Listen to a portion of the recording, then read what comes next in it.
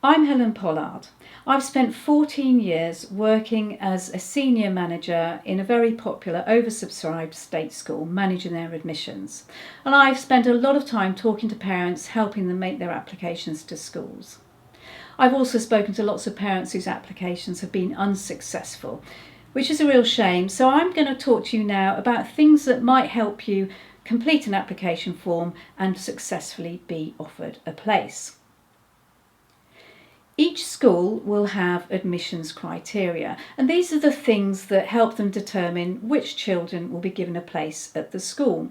And if you know these in advance, you have a much better chance of being offered a place. So don't leave it too late. Go through the admissions criteria before making your application to see if there's something in there that will help you achieve your ambition of a place at that school for your child.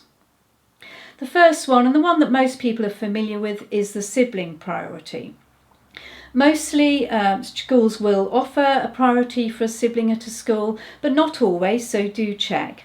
And you don't usually need any evidence for this, you just need to tick a box on your application form. So that one's fairly straightforward.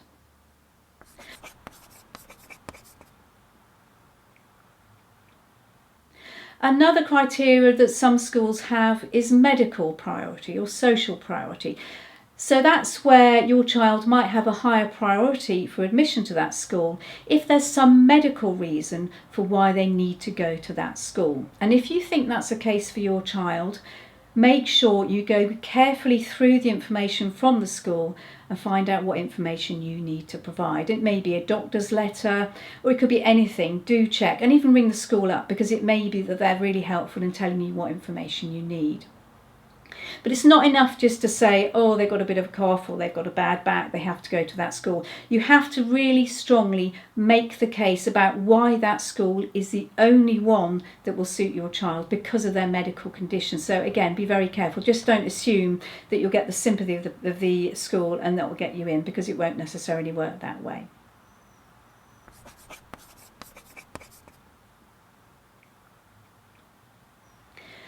Another way potentially you could get higher priority for admission is if your child qualifies for pupil premium. You probably know whether or not they do at their current school. And if your child does qualify for pupil premium, potentially if you're claiming benefits, that might get you a higher priority for admission, particularly for grammar schools, because grammar schools are trying to be more inclusive. So if a child's entitled to benefits, it might mean you have a higher priority. So do have a good look at that, particularly if you're going for a selective school.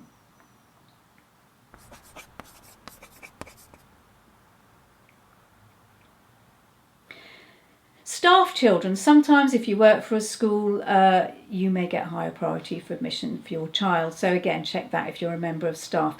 This can be quite clearly defined. It might state how long you've had to work at the school.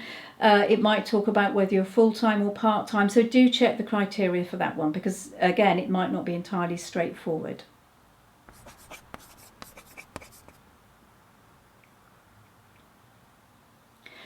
Looked after children, well, they do get higher priority. If your child is looked after, make sure you make that clear when you're making the application, because obviously looked after children are already at a disadvantage in life and they need to be given something of a head start just to help them get through. And the government recognises that, and your looked after children do get a priority.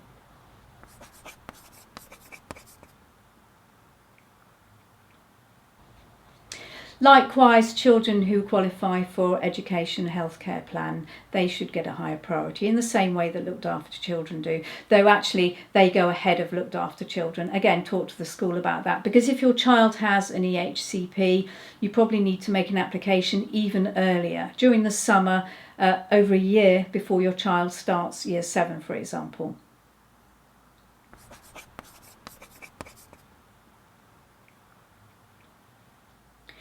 A lot of schools offer higher priority for religious reasons. So there are faith schools. They may be Catholic, Hindu, all sorts of faiths. If you're applying for a faith school, carefully look at the criteria and find out what information you need to provide. Probably a letter from your local church, mosque or anything. It may be that you have to have been attending a church for a certain amount of time or participate in certain religious observances. So again, go through that carefully well in advance of making your application, because you might need to plan ahead for that.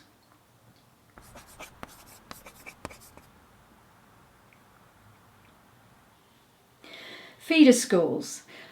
A number of schools in this country have feeder schools, and these are schools that have some link, or they're very local to a secondary school, and the secondary school wants to give priority to children at those schools, probably because they want to serve the local community. So have a look, see if your child is at a feeder school.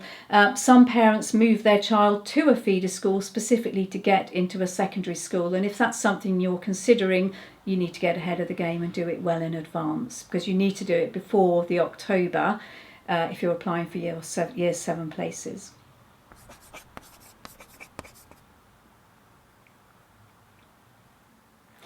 And finally, catchment areas. This is something a lot of parents are familiar with, and this is a clearly defined geographical area that's set down by the school that gives priority to children who live in that geographical area. So these are some of the things that you can look at to see if your child's got a higher priority for admission to a school. So it's well worth doing your homework well in advance, probably 18 months in advance of the day you want your child to start the school. So do plan ahead. If you do need any help with applications for schools, do get in touch. My details are in the notes for this video, and I can help you. And I can also help you if you make an application for a school and that application is unsuccessful. So best of luck, and I hope you get the place for your child at the school you want.